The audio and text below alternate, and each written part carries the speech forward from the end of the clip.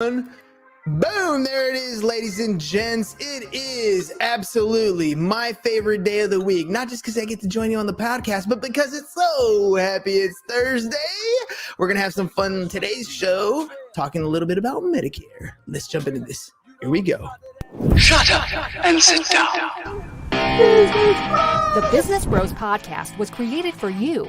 Learn from the business professionals who come to share their stories.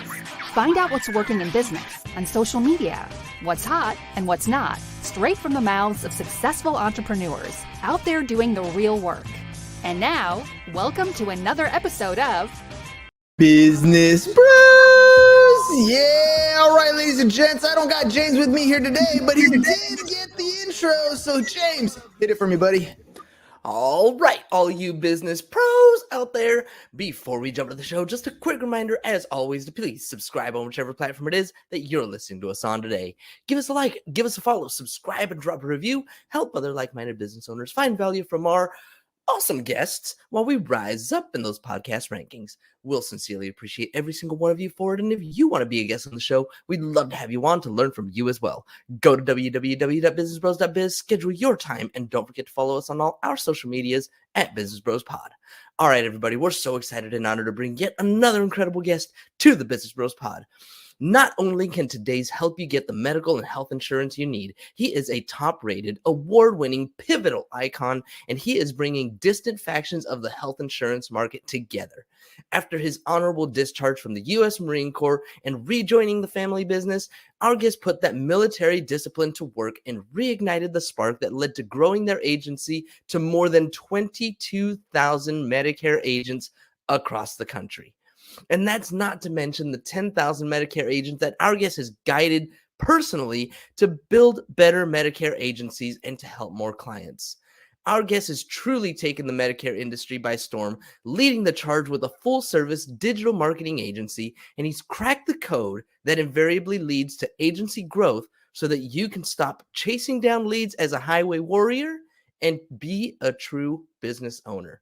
Joining us today from Medicare Gurus, the host of the Insurance Gurus twice weekly podcast. Welcome to the show, Justin Brock.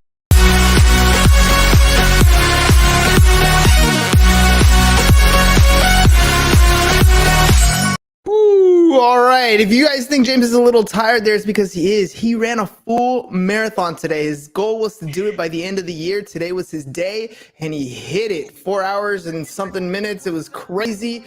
So, yeah, he's a little tired today, but we're giving him the day off. What do you think of your intro there, Justin? Man, we got to step it over at our podcast. All right, man. Let's do this thing.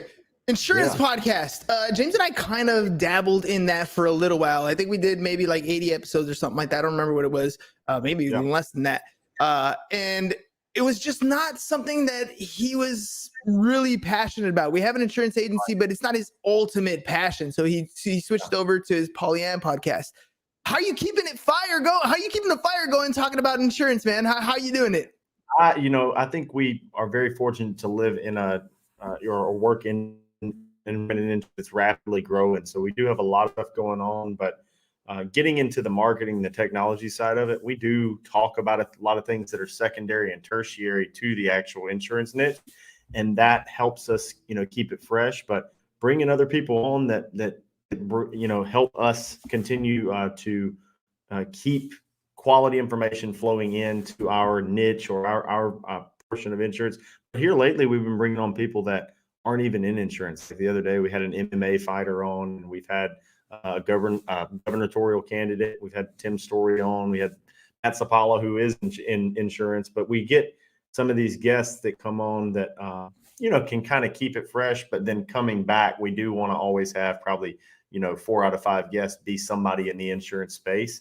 And that has been a challenge, buddy, because a couple of my guys that get on there and they'll start rambling and they're talking Medicare. And they were like, we go 5 days a week. And I said, you cannot talk about Medicare 5 days a week. People will be like unsubscribing like crazy. So you will in a really short amount of time become an expert though in that space, talking about it 5 days a week. But I like how you opened it up to other people, because initially when we started our podcast, kind of very similar. I started with real estate people because I was in the real estate space. So it just kind of made sense, right? Until I realized that I'm growing an audience of real estate agents and none of them are going to buy a house from me. So maybe I need to shift a little bit. So we opened it up to other businesses, because the criteria to be on the show is simple. Do you own a business? Is it a side hustle you're trying to grow a business to, or did you sell off, for 150 million somewhere along the way in your entrepreneurial path? I want to talk to you. I want to learn from you. And I'm thinking kind of the same thing with you. Everyone has an insurable interest, whether it's their home, their car, their life, right? There's, there's a lot of things that happen in everybody's unique situation that pose a risk, right? So being able to talk to more people is kind of a good thing, because you as an insurance person are listening to the story with the mindset of, that's dangerous. Here's the risk there. Here's the liability here. It's kind of a unique point of view. No, that's exactly right. So just like you guys, you start trying to talk to more and more people. As we talk about it, though, we do direct a lot of our content at their agents.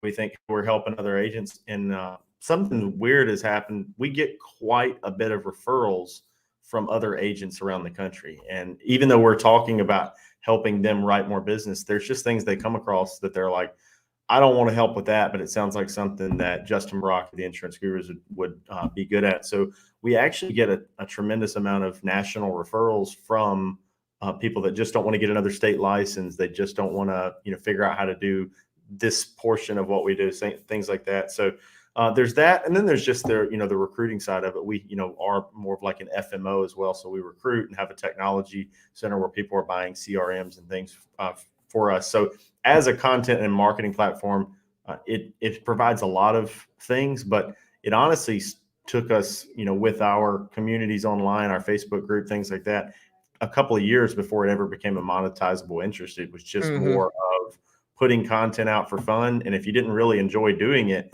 you would quit, because it doesn't really make you a bunch of money in the beginning. It's got to be something that's fun to do. And so thankfully we do have fun putting out that content. Yeah, the monetization strategy came over time. Like when James and I started, we committed to, I got him to commit to 5 days a week, right? And we're going to do it every single day for 3 years. And then after that, if nothing happened, we'd stop, right? And I don't know how I got him to commit to 3 years, but I got him to commit to 3 years. That was in July. July, we just completed our 3 years. And now in December, I'm taking 3 weeks off. Like tomorrow's the last day for podcasting for me. And then I'll take 3 weeks off to the end of the year, and then come back and do it again. But it wasn't until around the third year that we started to monetize. And it helped that we had so much content out there that it almost like we became credible just because of the traction of putting stuff out. And not every show was glamorous, right? I mean, the very first ones are definitely horrible, but we've gotten better over time. Our network's gotten much bigger. We have brand recognition, Google credibility. Like there's so many plus sides, and I feel more confident as a speaker just in general. Like what it's opened up for me has been incredible. What about you guys outside of business? Absolutely. It's insane. Like it's really weird because we're putting out so much content, and we didn't start off as a podcast. That's actually probably the newest portion of what we do. It's very enjoyable in comparison to some of the other stuff. But initially it was really YouTube and Facebook, and then us creating a Facebook group for that niche audience of insurance agents focused on the senior market. And as we have put that stuff out there, all we really thought of ourselves is, hey, we're finding some success in this and these practices, and then just sharing it and building a community and kind of almost like documenting our journey a little bit, and then communicating with other people. Now, when we go to like a conference or something within our industry, it's like you have some sort of mini celebrity status, which sounds goofy. I don't even like saying it because it's weird. I know, but it's true, dude. Yeah, they're like, oh my gosh, that's so and so. And I get it, because when I started off, I listened to some podcasts, and when I would meet those people in person, I felt a little like it's almost intimidating. Like, oh, that guy, he's got his shit together. I gotta ask you though, real quick, because I've had similar experiences. But when I met a podcaster in person, or when I meet somebody who listens to the show, the weirdest and funniest and strangest thing that they say is, you sound just like you do on the YouTube channel, or you sound just like you do on the radio. Have you gotten that? Yeah, and I on the appearance side, it's the same thing that you hear people say about regular people on TV. It's like, oh, you're bigger than I thought you were. I'm bigger. You're smaller. I don't know. They look at me and they assume, and I'm not huge, but I guess they think I'm shorter than I am or something. So. Which maybe is it's where the camera angle is, right? So if you face the camera looking up at you, then it's different. If it's looking down at you, you're gonna be you're a little bit taller than I thought. And probably early on, my camera angles, like you said, early on, camera angles were awful.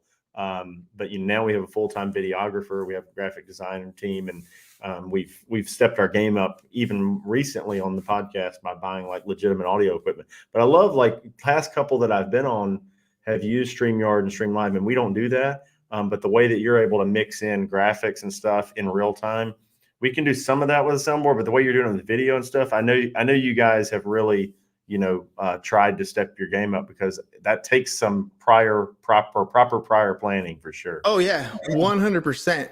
I mean, dude, and the way we use StreamYard, I mean, it's really cool. I mean, having GIF backgrounds that you can use, changing them out with a click, or even just, putting in funny clips. Like, I wasn't aware that was something a person could do. Yeah. You just weren't aware what StreamYard was capable of doing. And plus we're already live, right? So we're on Facebook, we're on LinkedIn, we're on YouTube, we're on Twitch, we're on Twitter.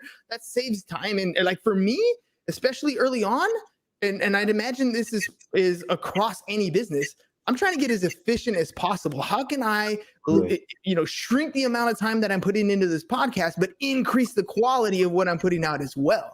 Right. Yeah. So seeing this, and I would have never seen this opportunity, by the way, if COVID didn't happen, because we were doing everything live and in person. And so it was a different setup. As soon as COVID hit, we couldn't do that anymore. We had to pivot, and this is what opened up. And speaking of COVID, you're working in the Medicare industry, and prior to COVID, one of the things that a lot of financial planning, a lot of life insurance agents were talking about was that we have a huge population of aging adults, people who are going into that 65 range and older, that are going to be eligible for the Social Security, for their Medicare, for a lot of these long-term care products that are about to kick in, that this huge opportunity is being presented. And not everybody jumped into this Medicare space. Like, literally, we're saying there are people lining up. They're around the block, like an iPhone being released. Yeah. Do you want a piece of this business? No, I'm okay. Why do people hesitate to get in the Medicare space? I think they think it's complex, and there are some complexities to it. But I think I could explain it to almost anybody. I mean, we explain it to clients who, there's some people that are just like, I just don't get it, but it's the complexity of it. And it's kind of the same reason some people hesitate to get into insurance in general. And then once they're in insurance, like maybe Medicare seems like, oh, that's the board. Now I'm dealing with the elderly, or I'm dealing, it just doesn't excite a lot of young people. And so a lot of the people that have been in it historically are in insurance in general, but especially probably the Medicare space, are older. 55 is like the average age, 52 to 55, something like that. And we're seeing a lot of young people get into it, and the young people that are getting into it are doing very well, because they have the energy to really get after it. They have the knowledge of how to utilize, the internet a little bit better to prospect for themselves. And the people that are turning 65 are almost all on the internet. They're Googling this stuff. They're, that if you advertise on Facebook, you can get in front of them. You advertise on YouTube, you can get in front of them. So the market's changing very rapidly, because an 85-year-old and a 65-year-old are very different. And somebody that's 25 or 30 or 35, they might look at it like they're all old. But 65 is like my dad, who is, who's been using computers professionally and has a MacBook Pro. And he's the guy that's like, I need a solid state device with, and he's 65, right? Well, when I first got into the business, the person that was turning 65 wasn't that person. It's evolving very quickly. And so the prospecting efforts are evolving very quickly. And some of the older agents, they haven't evolved the way that they prospect. So there's a lot of room for young agents to come in, become experts, set up resource centers, and really do very well for themselves. There's a great residual income in it. And there's a lot of people that need help, and you can really make a great income just doing the right thing over and over and over again. And you said at the very beginning, you were saying it's not sexy, it's not appealing to be working with that older demographic, right? But you know what is sexy and appealing is the retention level on these policies once you get them is really high. And the residual is, let me just say, the lifespan of the client usually, right? And so that's a huge incentive to get into this particular space. Plus your referrals are huge because there's a lot of people that are 65 that are on the internet that are looking, but they talk to each other still. Right. And they're still like, hey, I'm about to turn 65. Oh, there's certain things they talk about. There's like AARP cards. This is where you should sign up for Social Security. This is what my experience was with Medicare. And this is who you should talk to. Right. And so, I'm going to cut in real quick for a commercial break right here. But you got a problem. It's usually this. Do you need more customers? Worried about how you're going to pay your next bill? You need sales. I get it. Starting a business is tough. And one of the most difficult things to do in your business is to get customers. How do you get in front of those people? How do you get in front of your ideal customer? You do it through paid ads. Let us create the content for you, place it in front of the audience so that you get the work and your business does not fail. Failure is not an option. You have to succeed. And the only way you're going to do that is by getting more customers. Are you ready to grow your business? www.businessbros.biz. No more excuses. You know what you need to do. You need to get more customers. www.businessbros.biz so that you can get started getting new customers today. All right. That guy was kind of handsome looking. I don't know if I'm a little biased there maybe, but just throwing that out there. You're not wrong. You're not wrong. That was awesome. Thanks, man. Thanks. All right, Justin, look, when people get into the insurance space, we were recruiting agents like crazy at one point. And we'd go through 10 agents and one would stick around. Usually it's that problem. It's getting customers, getting clients on a regular basis. People fear some of the more traditional prospecting things that they can do, picking up the phone, knocking on doors, shaking hands, right? Everybody's afraid to do those types of things. How are you training agents to find that customer, to get that next deal? Yeah. So we preach a lot of things. One of the things that we're known for preaching is a long-term branding approach. And so we look at leads as you have short-term lead flow and long-term lead flow. And the best type of lead is when you can develop a lead and brand at the same time, but that's difficult. And so there are a lot of, resources out there, the easiest and cheapest to get in front of people. And so, of course, just going out and straight up networking and knocking on business doors or cold calling and all that. It's the cheapest, easiest way to get in. It's also the most difficult and cumbersome and hard, right? And so a lot of the time the people that make it are the people that have the stomach to do the hardest stuff until they have the money to afford the other things. But right there in that lower middle portion, if someone has a little bit of money, like your ad just talked about, you could get into Facebook advertising, some of those types of things, and really begin to squeeze out a lead at a cost that is effective, right? You can use direct mail as another way to get in front of those people and kind of cut the amount of time you're prospecting into someone who at least shows some slight interest. But eventually, we really want to try to show them a path to using multimedia advertising and direct mail to get their phone ringing so that they're not having to go out and knock on doors, having to go out and work so much, but none of those are dead. We are also kind of notorious for saying everything works a little, nothing works a lot.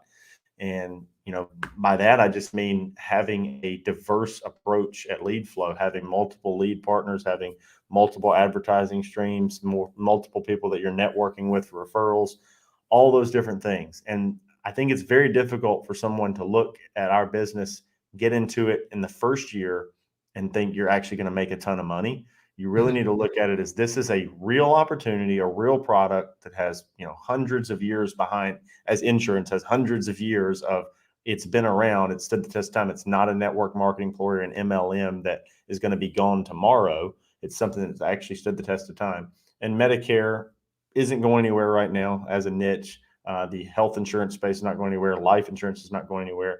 But you can get into it and really make a real long-term income. There are opportunities that I think you could get to 100K, 200K faster in, but a lot of times those opportunities come and go. You know what I mean? And then what we do, if it comes, it kind of stays. Like the worst case scenario in Medicare is I worked really, really hard and I built up X amount of income and then I stopped. Well, then it plateaus and it's following you with those renewals. And the effect of compounding renewal income is something that you really don't understand until you have a little bit of it. And when you have a little bit of it, you start to think, man, I'm sure glad I took the time to create that, because it can kind of finance your entire, like you could get into insurance and you could say, insurance is not my passion. Like your partner, that wasn't necessarily their passion long-term, but I can get into it, create a residual income.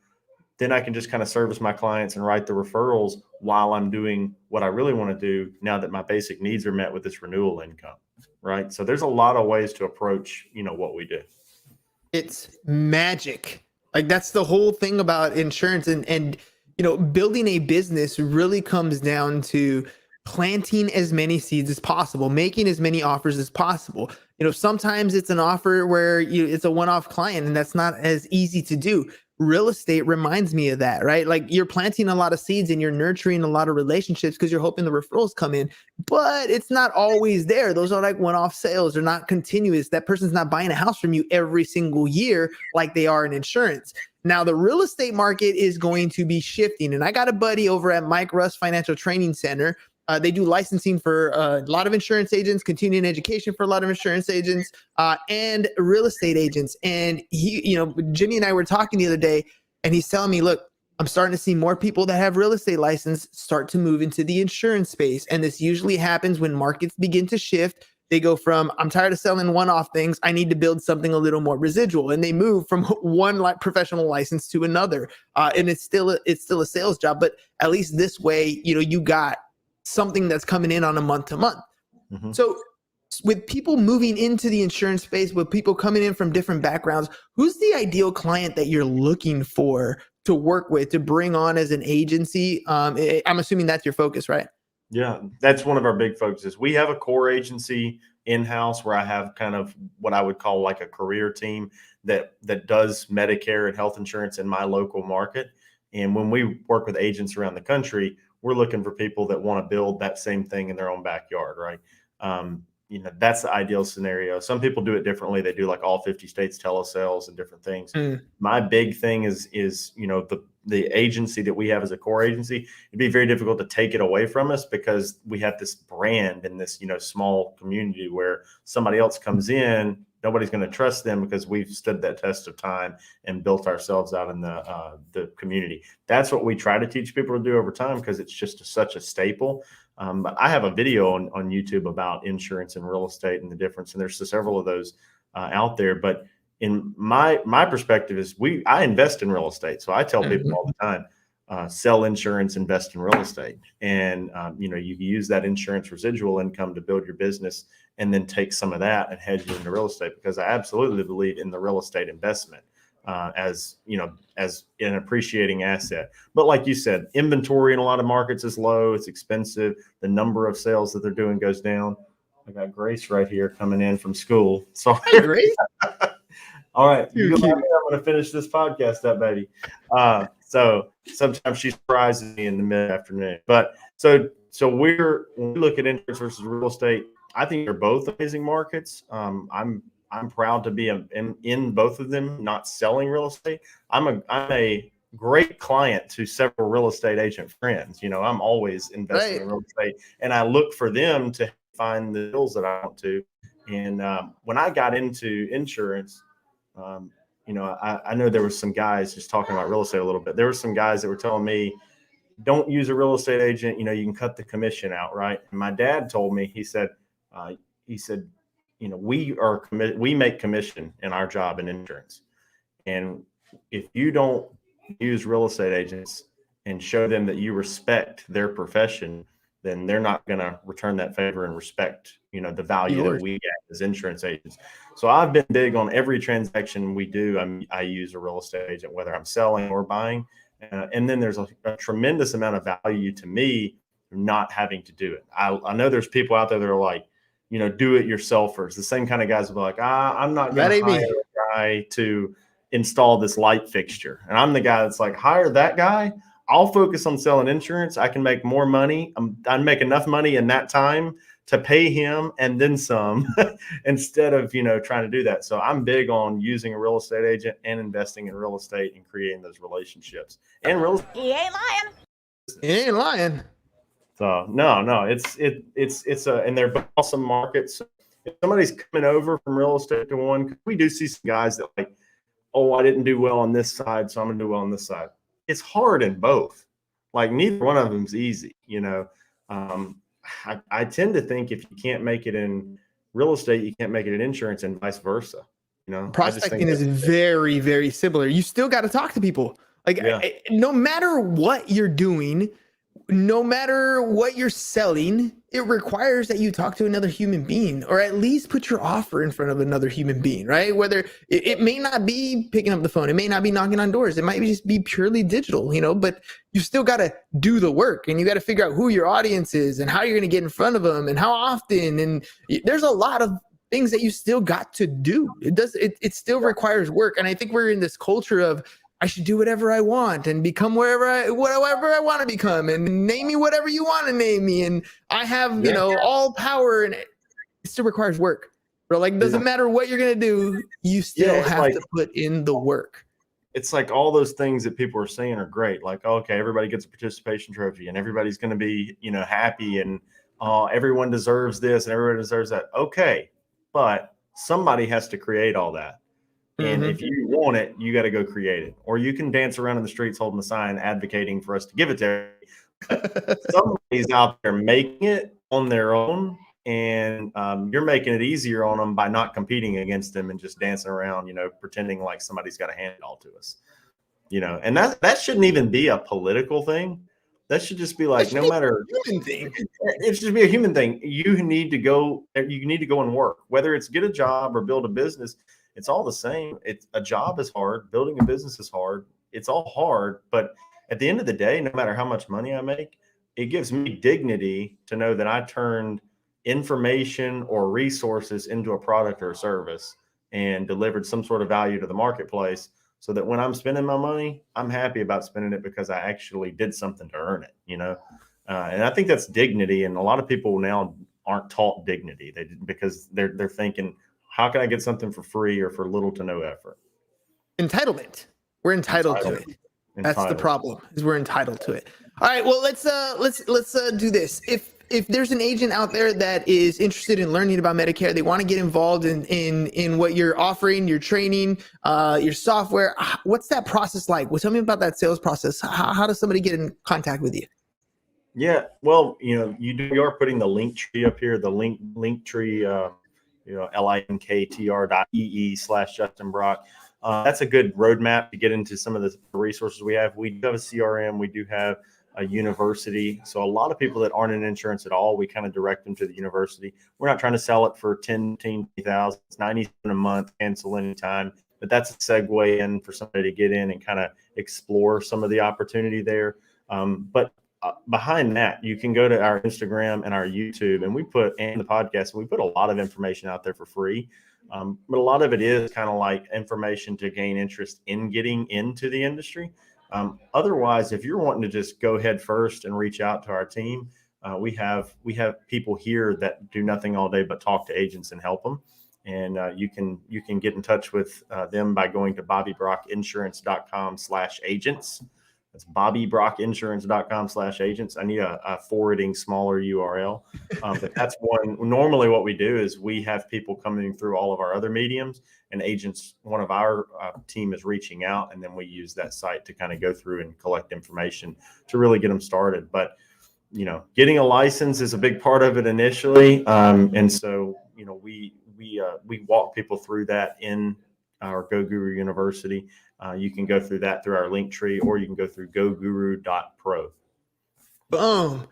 All right, ladies and gents, that's what it is. Look, insurance is a great industry to be in. It's not the easiest industry to get into. I promise you, it's going to require, I think if you're in California, it's like 52 hours of coursework. So it's not a ton of time. You can get into this industry. Getting the license is probably the easiest part. What happens after that is you need to have real life training, because book is different from real life. The bookwork is going to teach you about the insurance process. Real life, you need to learn the insurance business. And that is a little bit different. You're going to want help from people who are already doing it successfully. And people like Justin are offering you just that. So make sure you guys check out his Linktree/Justin Brock. Like not Brock Lesnar, not maybe Eddie Brock, but we're talking Justin Brock.